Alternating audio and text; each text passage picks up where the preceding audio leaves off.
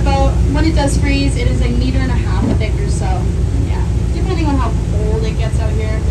The coldest recorded temperature in the winter at Maligne Lake was negative 56 degrees Celsius. In Fahrenheit, that means really, really cold.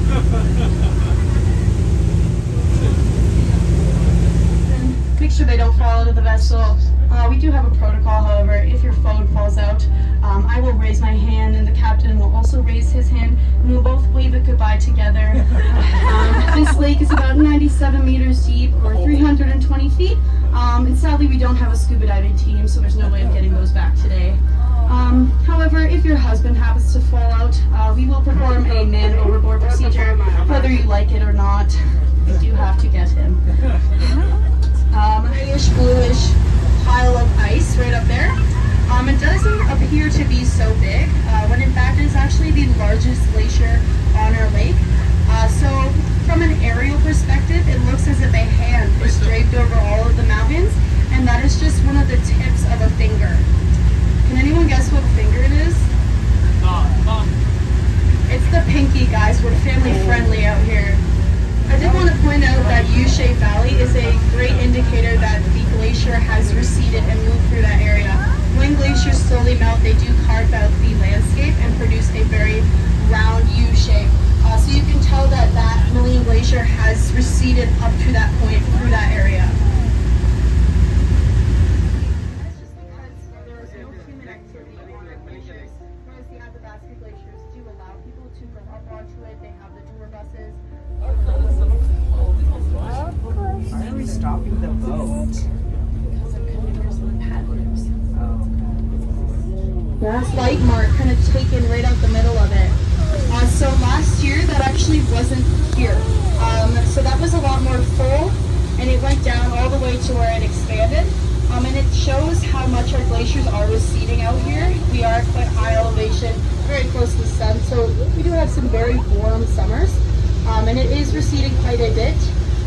Back in the early 1900s, when they did bring up, or like the 1920s, they did have people come and hike, and they led hikes up there, and they would actually scrape some of the ice off and have like whiskey up there, and that was only about an hour and a half, 2 hours of a hike, whereas now it will be 4 to 5 hours to get up to that glacier.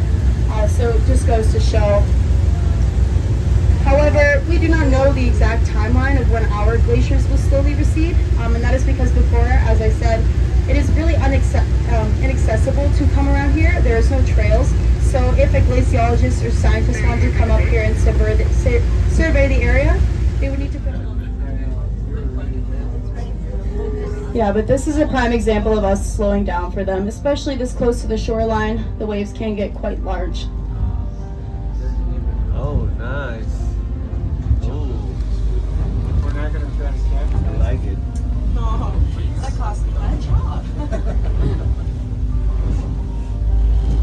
Okay, it slowly recedes and melts, and then as it moves, it grinds up the rock underneath it and produces a very fine dust or powder.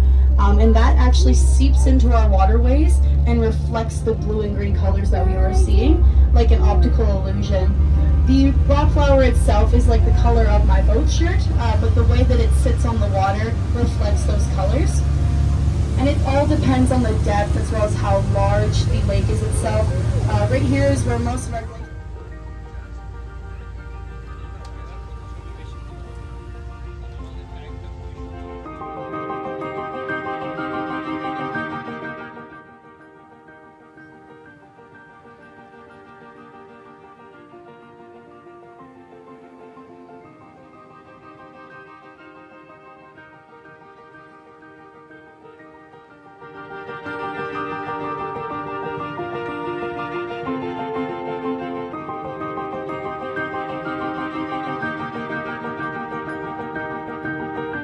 Great photo right now. You'll be looking at it for about 15 minutes once we get off the boat. So we will be docking. It's very simple. I will be getting...